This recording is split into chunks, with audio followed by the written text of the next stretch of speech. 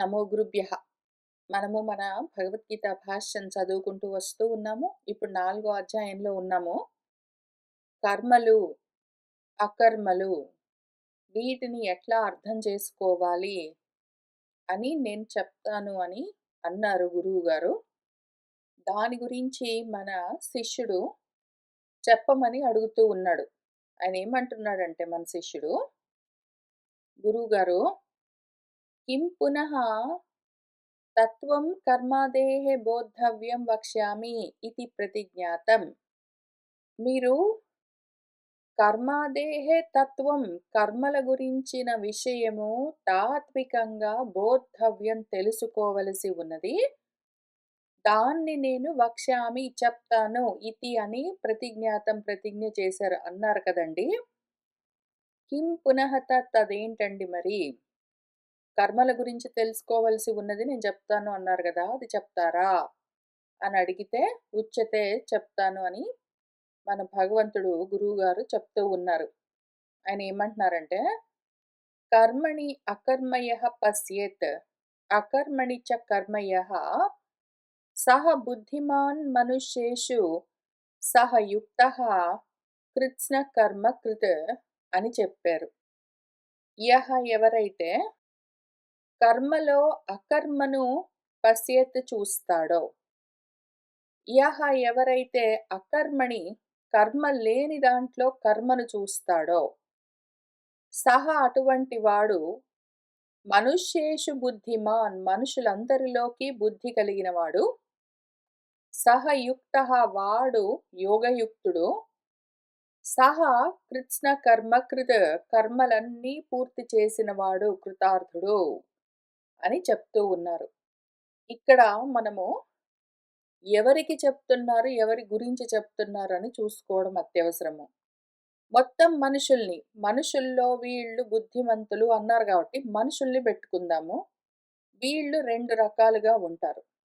అసలు మనుషులు, జంతువులు, పక్షులు, చెట్లు అని ఏమీ లేదు. ఉన్నదంతా ఒక్కటే.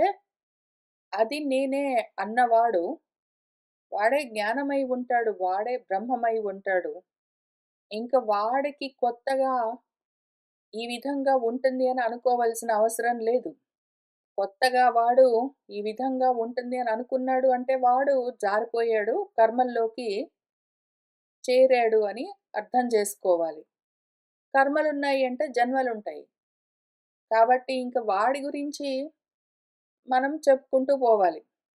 ఎవరైతే అసలు కర్మగా ఇంకొకటి లేను గూడా లేదు, ఉన్నదంతా నేనే, కేవలం జ్ఞానస్వరూపం అని తెలుసుకుని ఆ స్థితిలో ఉండిపోయిన వాళ్ళ గురించి గాదిక్కడ చెప్తున్నది. వాళ్ళకు సంబంధం లేని విషయం. వాళ్ళని పక్కన బెడితే, జన్మ తీసుకున్న వాళ్ళలో మనుష్యులెవరున్నారో, ఎందుకు అంటే పశుపక్షులకు, చెట్లకు మొదలైన వాటికి జ్ఞానాధికారం లేదు. ఎందుకు అంటే వాటి ఉపాధి పరంగా వాటికి ఆ అవకాశం లేదు గాబట్టి. అందుకని జన్మ తీసుకున్న వాటిలో కూడా చెట్ల నుంచి పశువులు, పక్షుల వరకు పక్కన బెడితే, మనుష్య ఉపాధికి, జ్ఞానానికి అవకాశం ఉంది గాబట్టి, అటువంటి వాళ్ళలో కర్మ. ఎందుకు అంటే చెట్లకు కూడా అవి చేసే పనులుంటాయి.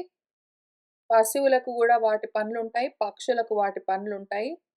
మిగిలిన సరీసృపాలు, పాములు మొదలైన వాటికి ప్రతి దానికి, ప్రతి జీవికి ఏదో ఒక కర్మ ఉంటుంది. కానీ జ్ఞానానికి అధికారం లేదు. కర్మకు, జ్ఞానానికి రెండింటికి అధికారం ఉన్న మనుషుల్ని బెట్టుకుని, వాళ్ళలో బుద్ధిమంతులెవరు? వాళ్ళలో బుద్ధిహీనులెవరు? అని ఇక్కడ విచారణ చేస్తూ ఉన్నారు గురువుగారు. ఇప్పుడు మనుషుల్లో ఎట్లా ఉంటారు అంటే కొందరు ఏదో ఒక పని పెట్టుకుని తిరుగుతూ ఉంటారు. కాళ్ళు, చేతులు కదిలిస్తూ, నోటితో మాట్లాడుతూ, కళ్ళతో చూస్తూ ఏదో ఒక పని పెట్టుకుని చేస్తూ ఉన్నవాళ్ళు ఎవరున్నారో, వాళ్ళందరూ కర్మలు చేస్తూ ఉన్నాము అనుకుంటూ ఉంటారు. ఒకవేళ వాళ్ళు ఎప్పుడైనా ఊరికనే సోఫాలో జారుగిలబడి కూర్చున్నారో, ఏమి పని చెయ్యట్లేదో, అప్పుడు నేనేమి పని చెయ్యట్లేదు అని అనుకుంటారు. వాళ్ళందరూ బుద్ధి లేని వాళ్ళు. దేహేంద్రియాలు చేస్తూ ఉన్న కర్మలను నేను చేస్తున్నాను అనుకుంటూ ఉంటారు. ఇది నా కర్మ. నేను కర్మ చేస్తున్నాను అని అనుకుంటూ ఉంటారు. దేహేంద్రియాలు ఏమి పని చేయకుండా ఖాళీగా కూర్చుంటే, నేను ఏ పని లేకుండా ఖాళీగా కూర్చున్నాను, అకర్మలో ఉన్నాను అని అనుకుంటూ ఉంటారు. వాళ్ళు బుద్ధి లేని వాళ్ళు. అయితే బుద్ధి కలిగిన మనుషులెట్లా ఉంటారు అంటే, దేహేంద్రియాలు కర్మలు చేస్తూ ఉంటే, ఆ కర్మలు నావి కాదు, నేను అకర్మ అని చూస్తూ ఉంటారు. ఆత్మకి కర్మలు లేవు. నాకు కర్మలు లేవు. ఈ కర్మలన్నీ కూడా దేహేంద్రియాలు చేస్తూ ఉన్నాయి. నాకు సంబంధం లేదు అని పశ్యత్ చూస్తూ ఉంటాడు. దేహేంద్రియాలు కాళ్ళు, చేతులు, కళ్ళు, మనస్సు ఇవేవో పనులు చేస్తూ ఉంటే, అవేవో పనులు చేస్తూ ఉన్నాయి. అది వాటి కర్మ. నాకు కర్మలు లేవు. నేను అకర్మ అని చూడగలిగిన వాడెవడున్నాడో, ఆ విధంగా చూస్తూ ఉన్నవాడెవడున్నాడో, వాడు బుద్ధిమంతుడు, జ్ఞానం కలిగిన వాడు. అట్లానే అకర్మణి కర్మ యః పశ్యత్ ఎవడైతే కర్మల్లేవు, ఆత్మకు, నాకు కర్మల్లేవు. కాబట్టి ఈ కర్మలు ఉన్నట్టుగా అనిపిస్తున్నవి కూడా ఏవి లేని కర్మలు. అయితే ఎప్పుడైతే దేహేంద్రియాలు ఏ పని చేయకుండా ఊరికనే కూర్చుంటే, ఊరికనే కూర్చోవడం అన్నది కూడా కర్మ. దేహేంద్రియాలు ఏమీ చేయకుండా అసలు కూర్చోవడం అన్నది ఉండదు. చెవులున్నాయంటే ఏదో ఒక శబ్దం అందులో పడుతూనే ఉంటుంది. కళ్ళు ఉన్నాయి అంటే మెలుకున్నంత వరకు ఏదో దృశ్యం చూస్తూనే ఉంటుంది. నిద్రపోతే మనసేదో కలగంటూనే ఉంటుంది.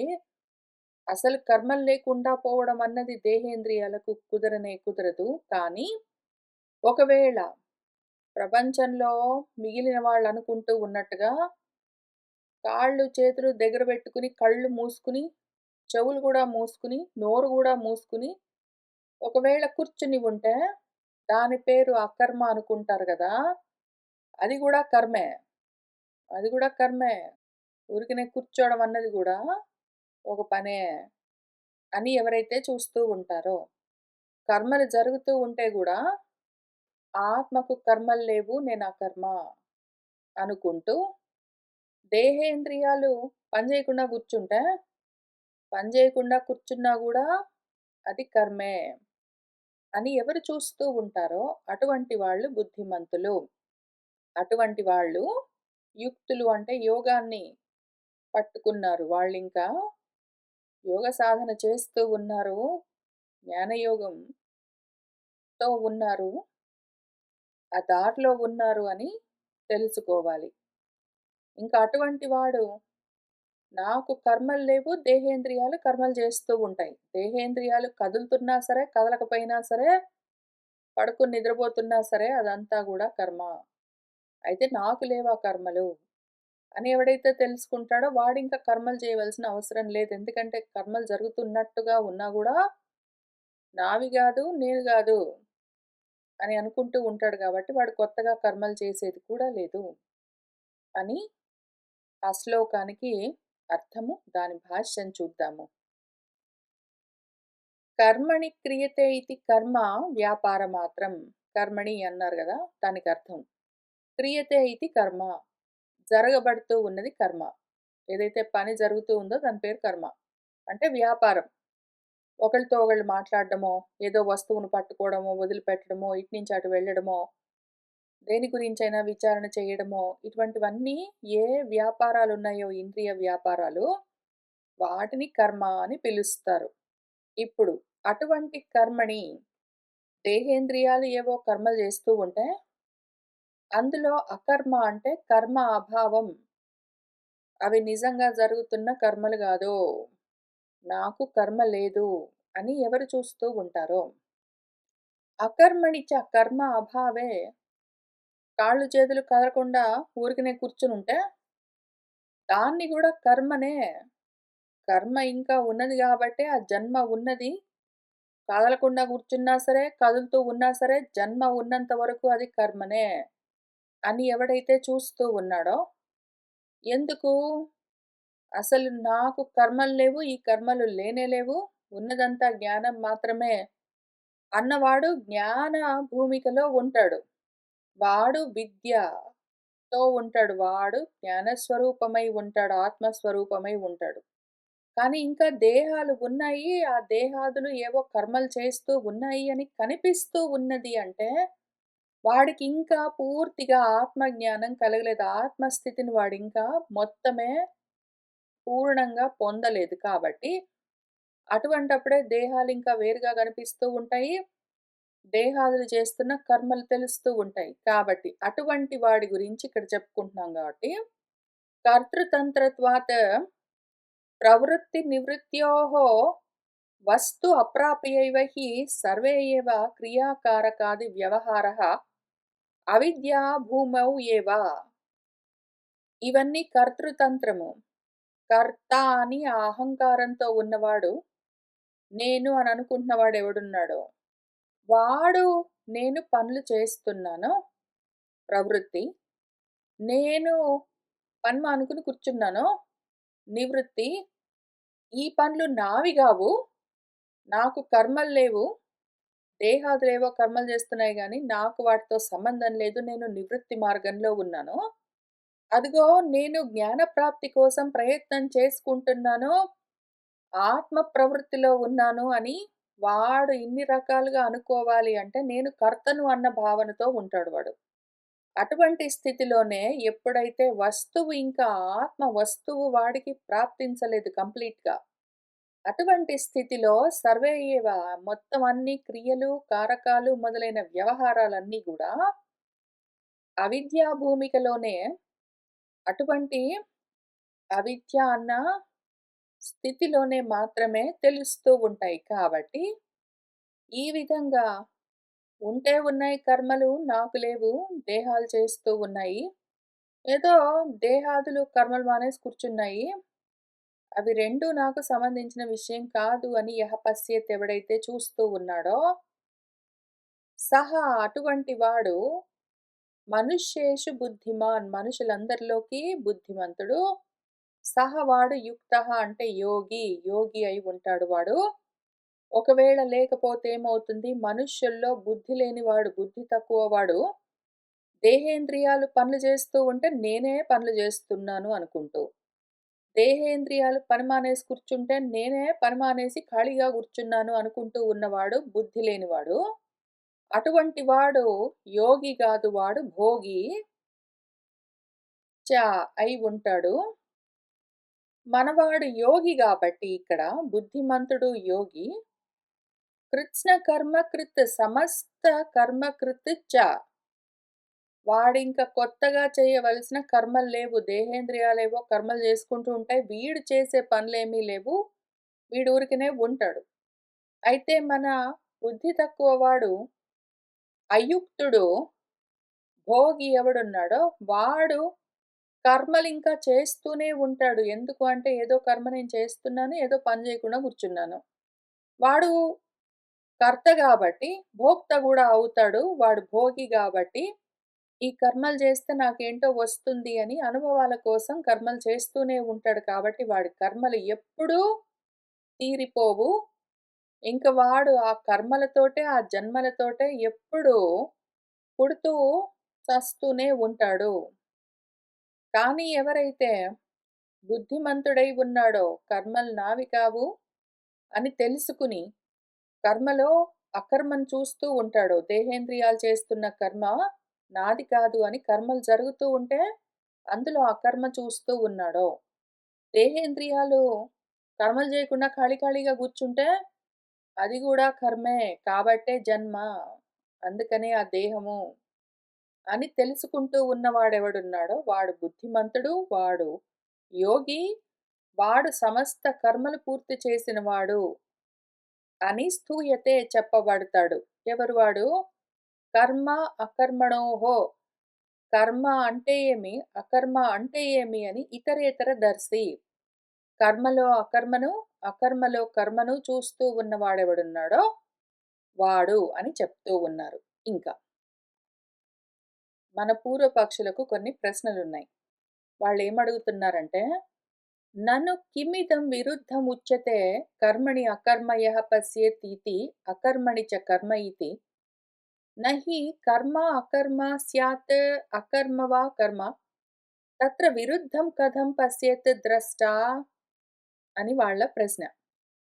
నన్ను మరండి కిమిదం విరుద్ధం ఉచ్యతే ఎందుకని విరుద్ధంగా చెప్తున్నారు? ఎవడైతే కర్మలో అకర్మ చూస్తాడో, ఎవడైతే అకర్మలో కర్మ చూస్తాడో అని ఎందుకు చెప్తున్నారు ఒక దాంట్లో ఒకటి చూడమని?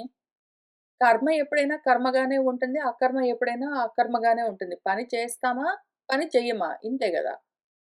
పని చేసుకుంటూ ఇది పని గాదు, లేకపోతే పని చేయకుండా కూర్చొని ఇది పని అని ఎవడైనా అనుకుంటాడా?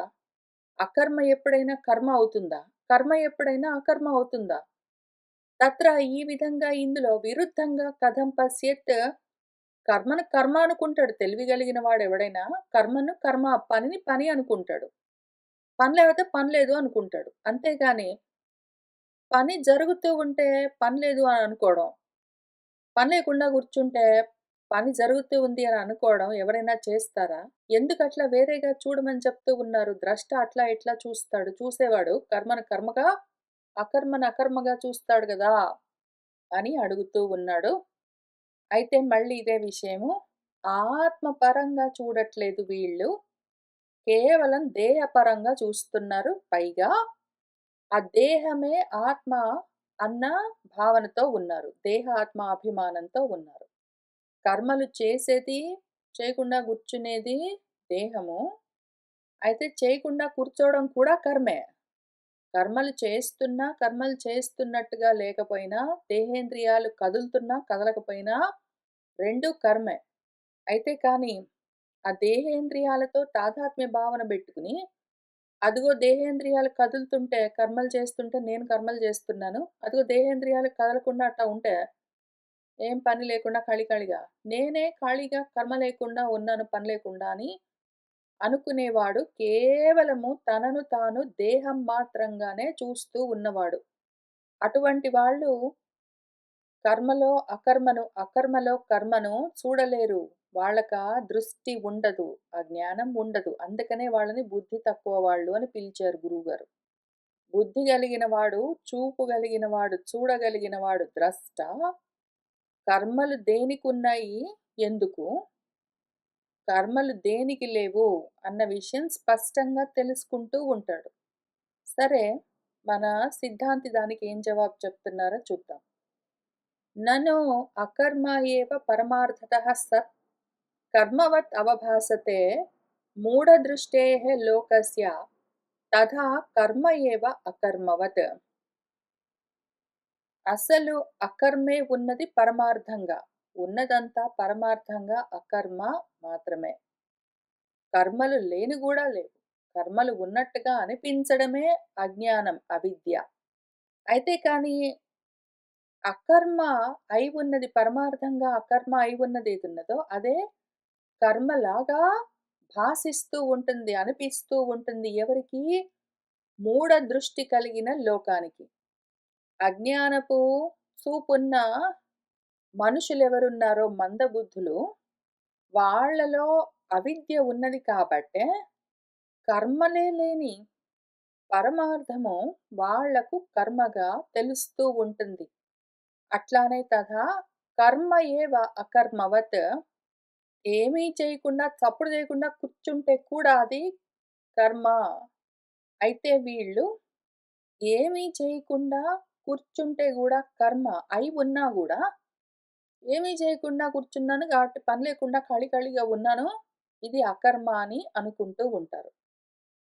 తత్ర యథాభూత దర్శనార్థం ఆహా భగవాన్ కర్మణి అకర్మయః పశ్యేత్ ఇత్యాది. ఈ విషయంలో ఈ విధంగా ఉన్నది కొంతమందికి జ్ఞానం లోపించి ఉన్నది కాబట్టి, వాళ్లకు యథాభూతం ఉన్నది ఉన్నట్టు చూపించడం కోసం, ఆ అర్థం, ఆ ప్రయోజనం కోసం ఆహా భగవాన్ మన గురువుగారు చెప్తున్నారు కర్మణి అకర్మయః పశ్యేత్ మొదలైన ఈ శ్లోకాన్ని. అతః న విరుద్ధం బుద్ధిమత్వాది ఉపపత్తేః చ. అందుకని ఇక్కడ చెప్తూ ఉన్న విషయం విరుద్ధం కాదు. బుద్ధిమంతులకు తెలుస్తూ ఉంటుంది అని చెప్పారు అందుకనే. బోద్ధవ్యమితి చ యథాభూత దర్శనం ఉచ్యతే. తెలుసుకోవలసింది కూడా ఇదే అని చెప్తూ ఉన్నది అందుకనే. యథార్థంగా దాని స్వరూపాన్ని చూపించడం కోసమే ఆయన ఇది తెలుసుకోవలసి ఉన్నది అని చెప్పారు. నచ విపరీత జ్ఞానాత్ అశుభాత్ మోక్షణం స్యాత్ యజ్ఞాత్వా మోక్షసే అశుభాత్ ఇది చ ఉక్తం. విపరీత జ్ఞానం వల్ల అశుభంలో నుంచి బయటపడ్డం అన్నది నస్యాత్ ఉండదు. ఏదైతే ఉన్నది ఉన్నట్టు యథార్థంగా తెలుసుకుంటావో అప్పుడు నువ్వు అశుభం నుంచి బయటపడతావు అని కూడా చెప్పారు.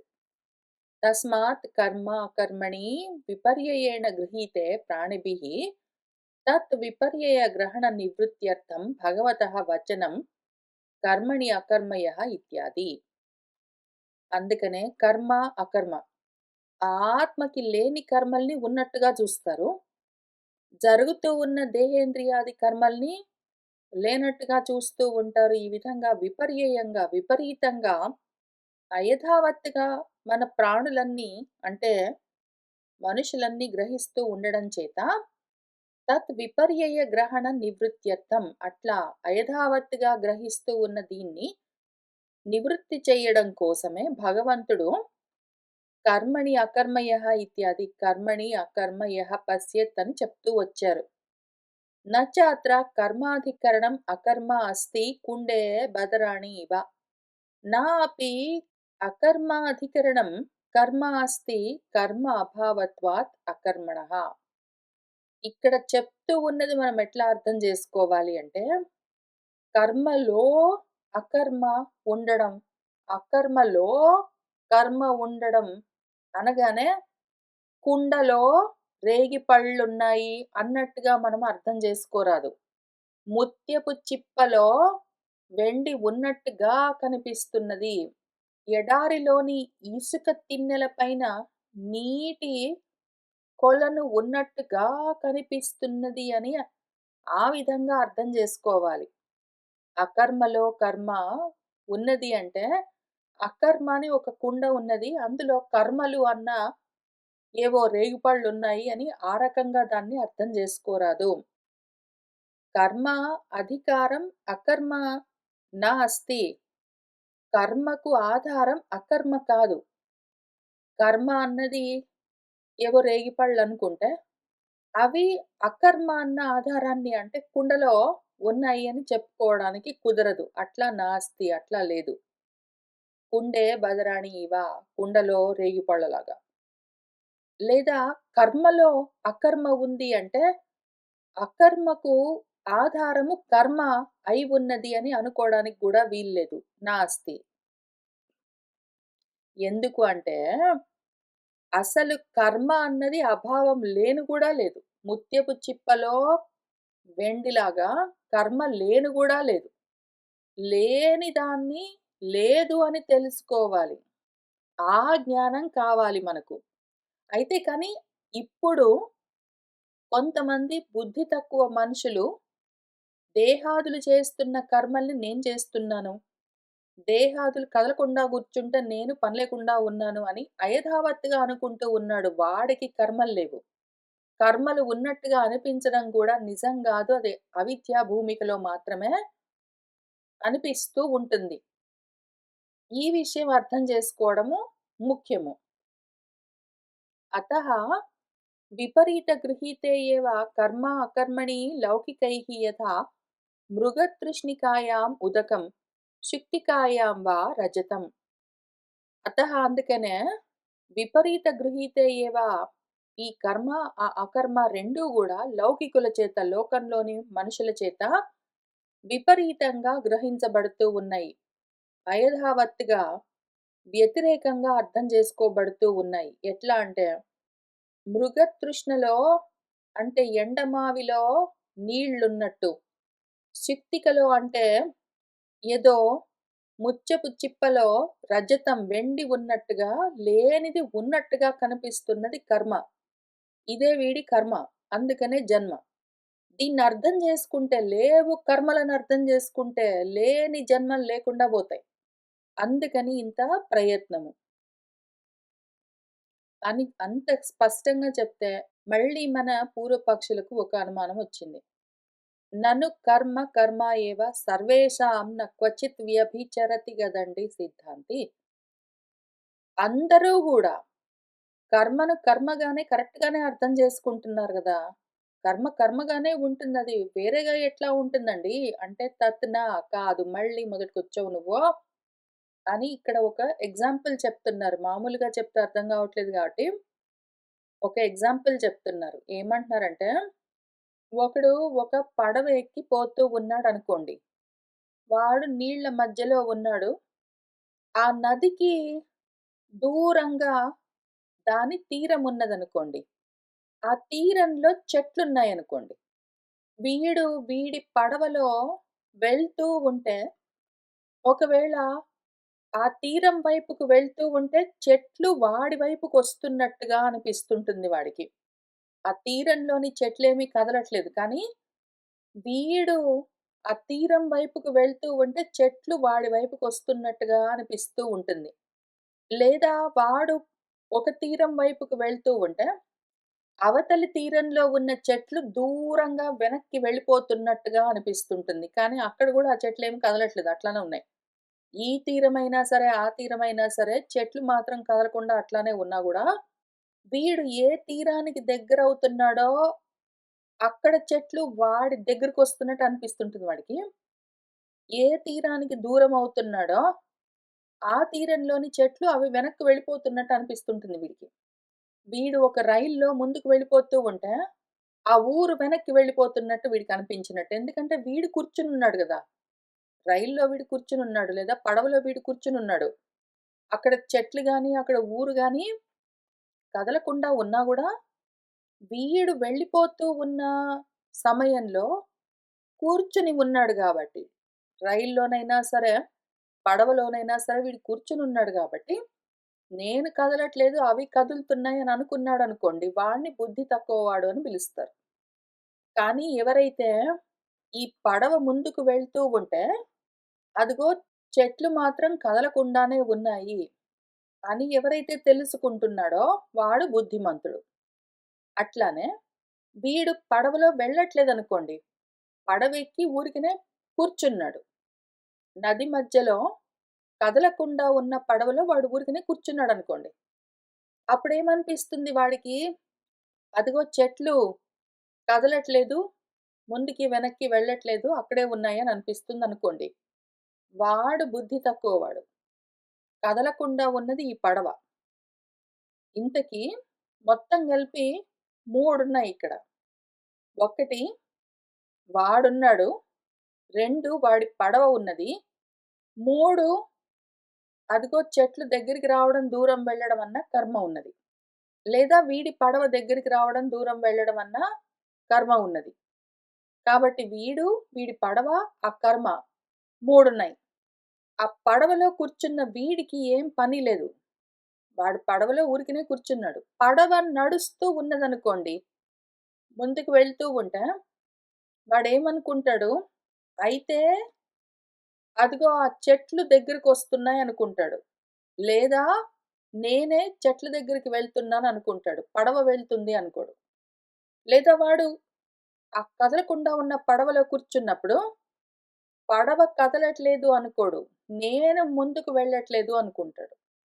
లేదా చెట్లు కదలట్లేదు అనుకుంటాడు. ఈ రకంగా విపరీతంగా అర్థం చేసుకున్న వాళ్ళకి ఎక్స్‌ప్లెయిన్ చేయడం కోసమే మన గురువుగారు ఇంత ప్రయత్నం చేస్తున్నారు. వీడు అర్థం చేసుకోవాల్సిందేంటి అంటే, నేను ఈ పడవ ఎక్కి కూర్చున్నాను. పడవ కదులుతున్నది. చెట్లు అట్లానే ఉన్నాయి. ఇంత మాత్రమే వాడు అర్థం చేసుకోవాలి. ఈ పడవ కదులుతున్నది నేను గాదు. పడవ కదులుతున్నది లేదా పడవ ఆగి ఉన్నది. నాకు కదలికలు లేవు. పడవ కదులుతున్నా సరే, పడవ ఆగినా సరే నాకు కదలికలు లేవు. ఏ చేష్టలు లేవు అని తెలుసుకునేవాడు బుద్ధిమంతుడు. పడవ కదులుతుంటే నేనే కదులుతున్నాను. పడవ ఆగితే నేనే ఆగిపోయాను అని అనుకున్నవాడు బుద్ధి తక్కువవాడు. అయితే మాత్రము కర్మలు జరుగుతూ ఉంటే గూడా, కర్మలు జరగట్లేదని ఎందుకనిపిస్తుంది అన్న ప్రశ్నకు దీన్ని ఇంకా కొంచెం పెంచవలసొస్తుంది. ఎక్స్‌ప్లెయిన్ చేసుకోవాల్సొస్తుంది కాబట్టి. ఇప్పుడు మన పడవ ఉన్నదనుకోండి. దూర తీరంలో ఉన్న చెట్లు దగ్గరవుతున్నట్టు వాడికి అనిపించొచ్చు. వాడి పడవ కదలకుండా ఉంటే, చెట్లు కదలకుండా ఉన్నాయని వాడికనిపించొచ్చు. కానీ ఒక్కొక్కసారి వాడు కదులుతున్నా మానుకున్నా సరే, దూరంగా ఉన్న వస్తువులు అవి కదులుతుంటే గూడా కదులుతున్నట్టు కనపడకపోవచ్చు. ఏదో దూర తీరంలో ఉన్న చెట్లు దగ్గరకొస్తున్నట్టు అనిపిస్తాయి కానీ, దూరంగా ఆకాశంలో ఎక్కడో ఉన్న ఏదో ఒక చాలా ఎత్తుగా వెళ్ళిపోతూ ఉన్న ఆకాశంలోని విమానం ఉన్నదనుకోండి. ఆ విమానము చాలా వేగంగా కదులుతుంటే కూడా, అది ఎంతో దూరంగా ఉండడం చేత, ఇక్కడ భూమి మీద ఉన్న వాడికి ఆ విమానం కదులుతున్నట్టు కనపడకపోవచ్చు. అంత వేగంగా కదులుతున్న విమానం గూడా కదలకుండా ఉన్నట్టు అనిపించొచ్చు. కాబట్టి దృష్టి దోషం ఉంటుందిక్కడ. దృష్టికి ఆ దోషం ఉంటుంది. అందుకనే మామూలు భౌతికమైన, లౌకికమైన దృష్టి వల్ల ఉపయోగం లేదు. జ్ఞాన దృష్టి పెంచుకుంటేనే ఈ విషయం అర్థమయ్యేది.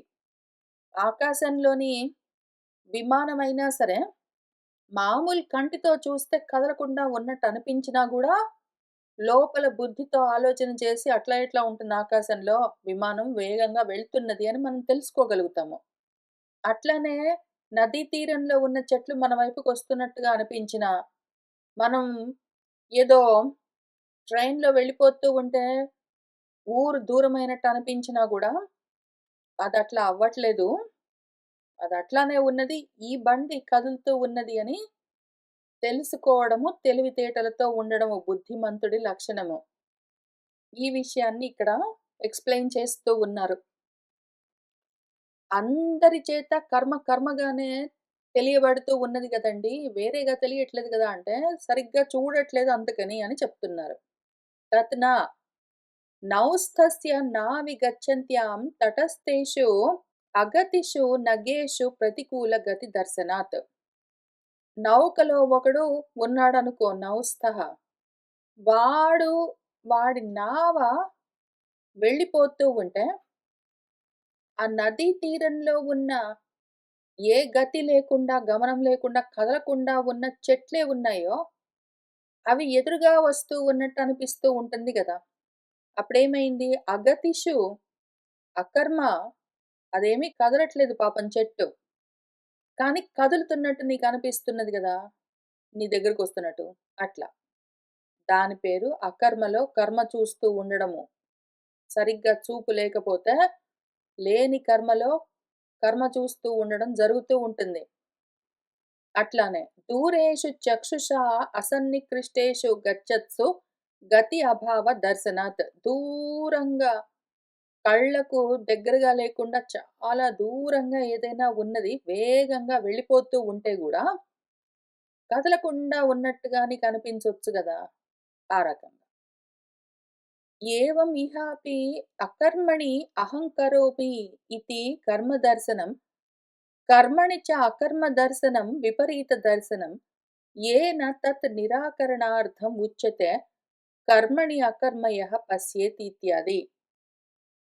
ఏవం అట్లానే ఇహాపి ఈ విషయంలో గూడా అకర్మణి కర్మలే లేకుండా ఉంటే, అహం కరోమి నేను చేస్తూ ఉన్నాను. ఈ అహం కరోమి అనుకోవడమే అహంకారం.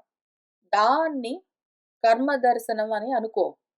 అట్లానే కర్మలున్నాయనుకో, దాంట్లో అకర్మ దర్శనం ఇంకొక ఎగ్జాంపుల్ చూద్దాము.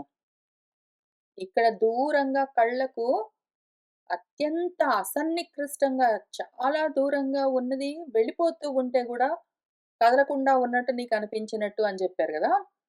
దీనికి మనం ఇంకొక ఎగ్జాంపుల్ చూసుకుందాం. కర్మణి, అకర్మ. పని జరుగుతుంటే గూడా జరుగుతున్నట్టు కనపడకపోవడం అన్నది ఒకటుంటుంది. భూమి అత్యంత వేగంతో కదులుతూ ఉంటే గూడా, అది కదలకుండా ఉన్నట్టుగానే మనకనిపిస్తూ ఉంటుంది. అట్లానే సూర్యుడు కదలకుండా అట్లానే ఉన్నా గూడా అకర్మ, మనకు సూర్యుడు పైకొచ్చాడు, కిందికెళ్ళాడు అని సూర్యుడు కదులుతూ ఉన్నట్టుగా అనిపిస్తూ ఉంటుంది. అదేమి అకర్మలో కర్మ. కదలని సూర్యుడు కదులుతున్నట్టుగా కనిపించడము అకర్మలో కర్మ చూడ్డం. విపరీతమైన వేగంతో కదులుతున్న భూమి కదలకుండా ఉన్నట్టుగా అనిపించడము కర్మలో అకర్మ చూడ్డం. ఇటువంటి విపరీత దర్శనము జరుగుతూనే ఉంటుంది ఎప్పుడు జూసినా సరే. అయితే దాన్ని నిరాకరించడం ఎట్లా? జ్ఞానంతో మాత్రమే. దాని నిరాకరణార్థం ఉచ్యతే మన గురువుగారు. కర్మణి అకర్మయః పశ్యేత్ అని ఈ పద్యం అందుకనే ఇచ్చారు. కర్మలు నిజంగా జరుగుతూ ఉన్నాయా? అసలు కర్మలు నిజంగా ఉన్నాయా? కర్మలు లేకపోవడం అంటే ఏమి? అని ఉన్నది ఉన్నట్టు తెలుసుకోవడం అత్యవసరము. అందుకనే ఆయన కూర్చో ఇంకా ఆలోచించు అని ఈ శ్లోకాన్నిచ్చారు. తదేతత్ ఉక్త ప్రతివచనమపి అసకృత్ అత్యంత విపరీత దర్శన భావితతయా మోముహ్యమానః లోకః శృతమపి అసకృత్ తత్వం విస్మృత్య మిథ్యా ప్రసంగం అవతార్య చోదయతి ఇతి పునః పునః ఉత్తరం ఆహ భగవాన్ దుర్విజ్ఞేయత్వం చ ఆలక్ష్య వస్తునః. అందుకనే తదేతత్ ఉక్త ప్రతివచనమపి ఇది ఎన్నిసార్లు చెప్పుకున్నా సరే, ఎన్నిసార్లు విన్నా సరే అసకృత్ ఒక్కసారి గాదు. అత్యంత విపరీత దర్శన భావితతయా మళ్ళీ రీసెట్ అవుతూనే ఉంటుంది బుద్ధి. బుద్ధికి ఎంత జాగ్రత్తగా ఎక్స్‌ప్లెయిన్ చేసినా సరే, ఎన్ని సార్లు అది అడుగుతున్నా కొద్దీ మనసుకి మళ్ళీ మళ్ళీ చెప్తూ ఉన్నా సరే, అది మళ్ళీ రీసెట్ అవుతుంది. మళ్ళీ అంతే. దేహం చేస్తున్న కర్మలు నేను చేస్తున్నా అనుకుంటుంటుంది. దేహం కర్మలు లేకుండా, పని లేకుండా కూర్చుంటే, నాకే పని లేకుండా ఖాళీగా కూర్చున్నాను అని అనుకుంటూ ఉంటుంది. ఇంతటి మోహము లోకానికి మాటి మాటికి కలుగుతూనే ఉండడం చేత శృతమపి అసకృత్ ఎన్ని సార్లు విన్నా సరే ఆ తత్వం ఇంకా బుద్ధికి పట్టుబడకుండా ఉండడం వల్ల ఆ తత్వము విస్మృత్య మాటి మాటికి మర్చిపోయి మిథ్యా జ్ఞానంతో ప్రసంగం కూడి అవతార్య మళ్ళీ మిథ్యా జ్ఞానంలోకే జారిపోతూ మళ్ళీ మళ్ళీ ఇదే ప్రశ్న చోదయతి అడుగుతూ ఉంటే మన గురువుగారు పునః పునః మళ్ళీ మళ్ళీ అదే ఉత్తరం ఎన్నిసార్లు అడిగితే అన్నిసార్లు మళ్ళీ ఆహా భగవాన్ చెప్తూనే ఉంటారు. ఎందుకు? ఈ వస్తువు అటువంటిది. దుర్విజ్ఞేయత్వం చాలక్ష్య. ఈ వస్తువుని తొందరగా పట్టుకోవడం కష్టం. ఆత్మకు కర్మలు లేవు. అసలు కర్మ అన్నది సంబంధమే లేదు. అసలు కర్మ అన్నది లేనే లేదు. ముచ్చపు చిప్పలో వెండిలాగా, మృగతృష్ణలో నీరులాగా లేనిపోనివన్నీ ఉన్నట్టుగా కనిపిస్తూ ఉన్నాయి. నిజంగా లేవు. తాడు పైన అధ్యారోపణ చేసిన పాములాగా జ్ఞానం పైన, ఆత్మ పైన అధ్యారోపణ చేసుకున్నది ఇదంతా కర్మ. అసలు ఆ కర్మ లేనే లేదు. ఆ విషయం ఎన్ని సార్లు చెప్పినా మళ్ళీ మనసు రీసెట్ అవుతూనే ఉంటుంది. ఏంటో ఉన్నది కర్మ అని అనుకుంటూనే ఉంటుంది గాబట్టే, ఈ వస్తువును పట్టుకోవడం కష్టం గాబట్టే మళ్ళీ మళ్ళీ చెప్తూ ఉంటారు గురువుగారు. అవ్యక్తహాయం, అచింత్యహాయం న జాయతే మ్రియతే ఇత్యాదిన ఆత్మని కర్మాభావః శృతి స్మృతి న్యాయ ప్రసిద్ధః ఉక్తః వక్ష్యమాణః చ. అయం ఇది అవ్యక్తం. వ్యక్తం కాదంటే అనిర్వచనీయము. దాన్ని నిర్వచించడం కష్టము. అయం అచింత్యం. ఇది ఆలోచనతో పట్టుకునేందుకు అవకాశం లేదు. న జాయతే మ్రియతే అసలు పుట్టడం, చావడం అన్న కర్మ గూడా లేదు. అని ఆత్మ గురించి దానికి కర్మలన్నవి లేనే లేవు అని శృతుల్లో, వేదాల్లో, స్మృతుల్లో, పురాణాల్లో న్యాయ ప్రసిద్ధంగా, లౌకికంగా గూడా ఎన్ని సార్లు ఉక్తము చెప్పబడ్డా గూడా వక్ష్యమాణం ఇంకా జెప్తారు. ఇప్పటికే అయిపోలేదు. మనం ఇప్పుడు 4 అధ్యాయంలో ఉన్నాము. ఇంకా చాలా అధ్యాయాలున్నాయి. ఇంకా చివరి దాకా ఇదే జెప్తారాయన. ఆల్రెడీ చెప్పారు. ఇంకా తర్వాత చాలా జెప్తారాయన పాపం.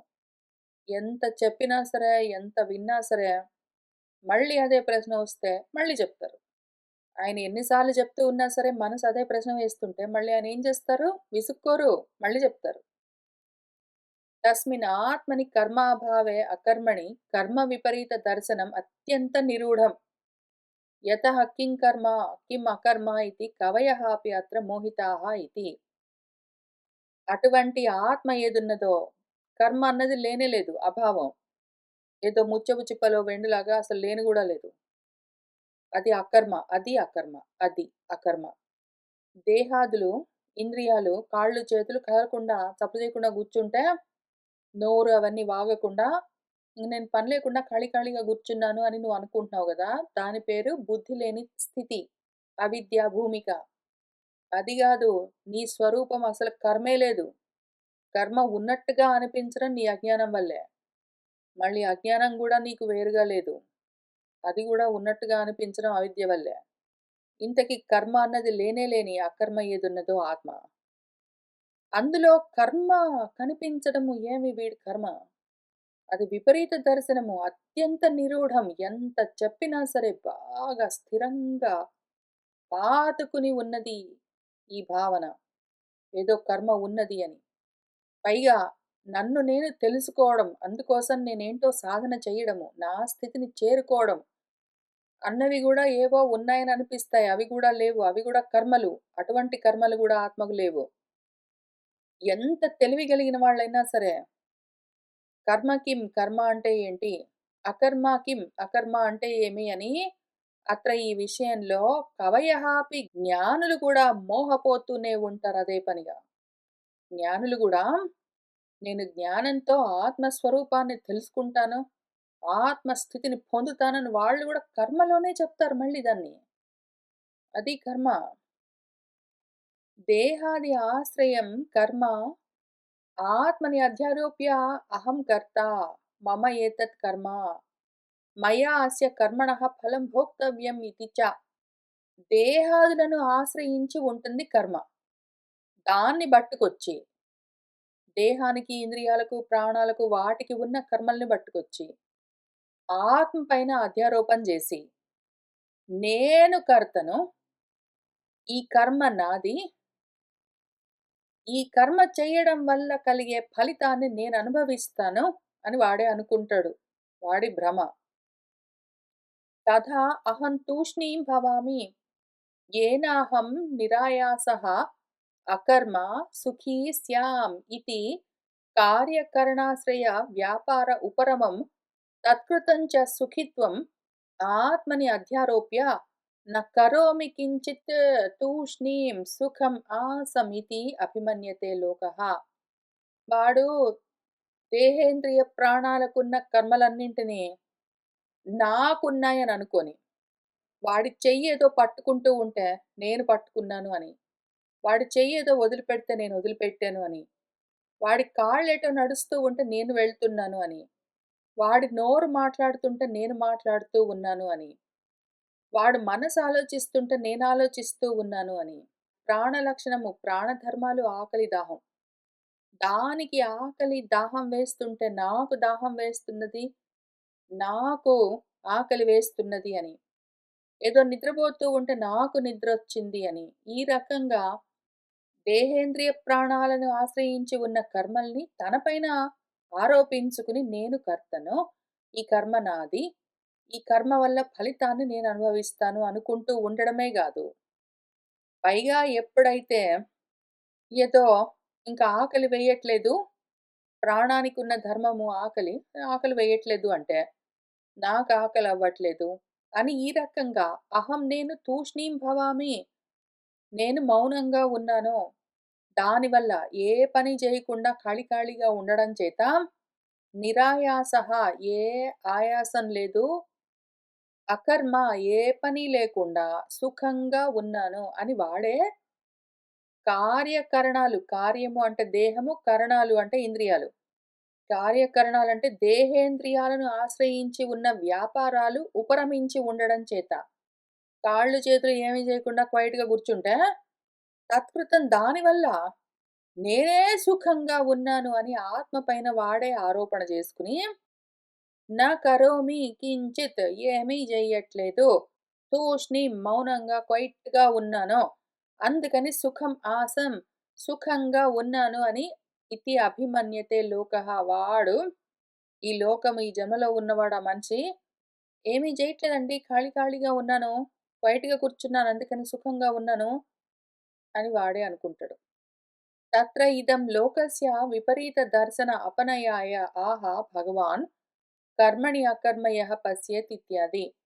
తత్ర ఇదం లోకస్య ఈ లోకము ఈ విషయంలో ఇట్లా విపరీతమైన దర్శనంతో, విపరీత జ్ఞానంతో దర్శనం అంటే జ్ఞానం. విపరీత జ్ఞానంతో ఉన్నది గాబట్టి, అటువంటి విపరీత జ్ఞానాన్ని అపనయనము తొలగించడం కోసం భగవంతుడు ఆహా! ఆయనేం జెప్పారు మళ్ళీ? కర్మణి అకర్మ యః పశ్యతి ఇట్లా జాగ్రత్తగా చూడురా నువ్వు, అందులో నుంచి బయటపడతావు అని జెప్పారు. అత్ర చ కర్మ కర్మ ఏవ సత్ కార్యకరణాశ్రయం కర్మరహితః అవిక్రియః ఆత్మని సర్వైః అధ్యస్థం యతః పండితః అపి అహం కరోమి ఇతి మన్యతే. కార్యకరణాశ్రయం కర్మ కర్మ. దేహేంద్రియాల్ని ఆశ్రయించి ఉంటుంది కర్మ. అయితే దాన్ని బట్టుకొచ్చి కర్మలే లేని, ఏ వికారాలు లేని ఆత్మలో అందరూ గూడా అధ్యాస చేసుకుంటారు. అందుకనే పండితులు కూడా నేను ఈ పని చేస్తున్నాను అని వాడు గూడా అనుకుంటాడు. అతః ఆత్మ సమవేతతయా సర్వలోక ప్రసిద్ధే కర్మణి నదీకులస్థేషు ఇవ గతిః ప్రతిలోమ్యేన అకర్మ కర్మాభావం యథాభూతం గతి అభావమివ వృక్షేషు యః పశ్యేత్ అకర్మణి చ కార్యకరణ వ్యాపార ఉపరమే కర్మవత్ ఆత్మని అధ్యారోపితే తూష్ణీం అకుర్వన్ సుఖం ఆసైతి అహంకారాభిసంధిహేతుత్వాత్ తస్మిన్ కర్మణి చ కర్మ యః పశ్యేత్. ఇప్పుడు అందుకని జాగ్రత్తగా ఎట్లా ఆలోచన చేయాలి, దీన్నెట్లా విప్పుకోవాలి, ఈ విపరీత జ్ఞానాన్ని సరిగ్గా ఎట్లా చేసుకోవాలి అంటే చెప్తున్నారు. ఆత్మ సమవేతతయ ఆత్మతో పూర్తిగా ఈ దేహేంద్రియాలు తగులుబడి ఉండడం చేత సర్వలోకంలో ప్రసిద్ధంగా ఉన్నదేమి? కర్మ. ఇప్పుడు నదీకూలస్థేషు ఇవ గతిః నదీ కూలంలో నది గట్టు పైన నదీ తీరంలో ఉన్న చెట్లేవైనా ఉంటే వాటికి గతి గమనం కలిగినట్టు ప్రతిలోమ్యేన అక్కర్లేకుండా అదిగో చెట్లన్నీ నా దగ్గరికొస్తున్నాయని అనుకోవడం ఏదున్నదో దాని పేరు కర్మ. అటువంటి స్థితిలో అకర్మను అంటే కర్మ అభావం చెట్లేమీ కదలట్లేదు అని తెలుసుకోవడం యథాభూతం. అది గదా యథార్థ జ్ఞానం. గతి అభావం ఇవ వృక్షేషు యః పశ్యత్ చెట్లు కదలట్లేదు అని తెలుసుకోవడమే ఉన్నదున్నట్టు తెలుసుకోవడం. చెట్లు కదులుతున్నాయి. ఊరొచ్చేసిందా అని అడుగుతారు. ఎంత తెలుసుకున్న వాళ్ళైనా సరే, ఎన్ని సార్లు విన్నా సరే, ఎన్ని సార్లు వాళ్ళే చెప్పినా సరే, ఎంత జరిగినా సరే మళ్ళీ బస్సెక్కి కూర్చొని ఊరొచ్చేసింది అని చెప్తారు. ఊరొచ్చేసింది ఊరెందుకొస్తుంది? అదక్కడే ఉంటుంది. కానీ అయినా గూడా వెంటనే అట్లనే ఉంటుంది మాట. ఎందుకు అంటే ఆ ఆలోచన ఎప్పటికప్పుడు రీసెట్ అవుతుంటుంది. ఎప్పటికప్పుడు మళ్ళీ అక్కర్లేని కర్మలన్నీ నావే అని అధ్యారోపణ చేసుకొని చూస్తూ ఉంటుంది కాబట్టి, దానికట్లా జరుగుతుంటుంది. అట్లా జరిగినప్పుడల్లా మళ్ళీ నువ్వు రీసెట్ చెయ్యి దాన్ని. అది మళ్ళీ జారిపోయినప్పుడల్లా నువ్వు రీసెట్ చెయ్యి. నదీ కూలంలో ఉన్న చెట్టు కదలట్లేదో అదట్లానే కదలకుండా ఉన్నది అని, ఆ కర్మలో అకర్మను నువ్వు దానికి చెప్తూ ఉండు. అదెన్ని సార్లు అట్లా అంటూ ఉందో. నేను తింటున్నాను, నేను పడుకున్నాను, నాకు నిద్రొచ్చింది, నాకు నొప్పిగా ఉన్నది అని అదన్నప్పుడల్లా, నేను కాదు, నాకు లేవు, దేహానికి అని నువ్వు రీసెట్ చేస్తూ పో. అకర్మణి చ కార్యకరణ వ్యాపార ఉపరమే. అకర్మ అంటే ఏమి? దేహేంద్రియాలు, ప్రాణాలు ఏమీ పనిచేయకుండా. కార్యం అంటే దేహం, కరణాలంటే ఇంద్రియాలు. దేహేంద్రియాలు వాటి కర్మలన్నింటిని, ఆ వ్యాపారాలన్నింటిని ఉపరమించి చప్పుడు చేయకుండా ఉండడం అకర్మ పని లేకుండా ఉండడం అని అనుకుంటూ ఉన్నప్పుడు, అది కర్మవత్ అది గూడా ఏమీ చేయకుండా కూర్చోవడం అన్నది గూడా ఒక పనిలాగా. ఏం పని లేకుండా ఖాళీగా ఉన్నానండి అని నీ పైన నువ్వే అధ్యారోపణ చేసుకున్నావు. ఎందుకు అంటే, మౌనంగా క్వైట్‌గా కూర్చున్నానండి. ఏం పని చేయకుండా ఉన్నాను. అందుకని సుఖంగా ఉన్నాను అని అహంకారంతో కూడుకుని ఆ కారణానికి అంటూ ఉంటావు. అటువంటి సమయంలో గూడా కాళ్ళు, చేతులు ఏం చేయకుండా ఖాళీగా కూర్చుంటే, నేను ఖాళీగా కూర్చున్నాను గాదు. కాళ్ళు, చేతులు సప్పుడు చేయకుండా కూర్చున్నాయి. అవి కాళ్ళు, చేతులు కదలకుండా ఉంటే గూడా అదొక కర్మ అని చూస్తూ ఉండు నువ్వు. నీ పడవ కదలకుండా నది మధ్యలో ఊరికనే ఉండడం గూడా అదొక పని అని చూస్తూ ఉండు. ఎందుకు? ఎంతకాలం నువ్వు అట్లా చూడాలి? ఎంతవరకైతే నువ్వు, నువ్వు కూర్చున్న పడవ, అదిగో ఆ నది నీళ్ళు, అదిగో ఆ నదీ తీరంలోని చెట్లు. ఇవన్నీ నీకు వేరు వేరుగా కనిపిస్తున్నంత సేపు నువ్వేం చేస్తూ ఉండాలి, ఈ పడవే అంటే ఆ దేహమే నేనని నువ్వు అనుకుంటున్నావు గాబట్టి, ఆ దేహం కదులుతున్నా సరే, కదలకుండా నిలబడిపోయినా సరే అది కర్మే అని నువ్వు ఎప్పటికప్పుడు జ్ఞాపకం చేస్తూ ఉండాలి. నువ్వు ఎప్పుడైతే ఆ పడవ, నీళ్ళు, నది, నదీ తీరము, దాని చెట్లు దగ్గరికి వెళ్ళడం, దూరంగా వెళ్ళడం ఇటువంటివి ఏవి నీకు వేరుగా లేవు. ఒక్కటి గూడా లేదు వేరుగా. అసలు లేనే లేదు. మొత్తం ఉన్నదంతా నేనే అని ఆత్మస్వరూపంగా మాత్రమే ఎప్పుడైతే చూస్తావో, ఇంక అప్పుడు కర్మే లేదు గాబట్టి ఇంత విచారణ ఉండదు. కానీ, ఇప్పుడు ఆ పడవ అంటే నీ దేహము, ఆ కుండ నీకు వేరుగా నీకు తెలుస్తున్నది గాబట్టి, అంతవరకు ఈ విచారణ చేస్తూ ఉండు. ఆ దేహమే నేను అన్నట్టుగా నీ మాటలు జారిపోతూ ఉంటే వెంటనే వాటిని రీసెట్ చేస్తూ ఉండు. ఎవడైతే ఈ విధంగా చేయగలుగుతాడో, కర్మ అకర్మ విభాగజ్ఞః సహ బుద్ధిమాన్ పండితః మనుష్యేషు. కర్మ అంటే ఏమి, అకర్మ అంటే ఏంటి అని విభాగం చేసుకొని జాగ్రత్తగా చూసుకోగలిగిన వాడెవడున్నాడో, వాడు బుద్ధిమంతుడు, మనుష్యులందరిలోకి గూడా పండితుడు. వాడు యుక్తః యోగి కృత్స్న కర్మ కృత్ చ. వాడు యుక్తుడు, వాడు యోగయుక్తుడు, పూర్తిగా కర్మలన్నీ చేసేసిన వాడు. అశుభాత్ మోక్షితః కృతకృత్యః భవతీతి అర్థః. వాడు కృతకృత్యుడు ఎందుకయ్యాడు అంటే, అశుభము అంటే ఈ జన్మే అశుభము, ఈ కర్మే అశుభము. అటువంటి ఈ కర్మలో నుంచి, ఈ జన్మలో నుంచి బయటపడిపోయాడు గాబట్టి. కర్మ లేదు అని తెలుసుకున్నవాడు ఏం జేస్తాడు? జన్మలింక పొందడు. కాబట్టి వాడు కృతకృత్యుడయ్యాడు. ఇంకా కర్మలు చేయవలసిన పని లేదు వాడికి.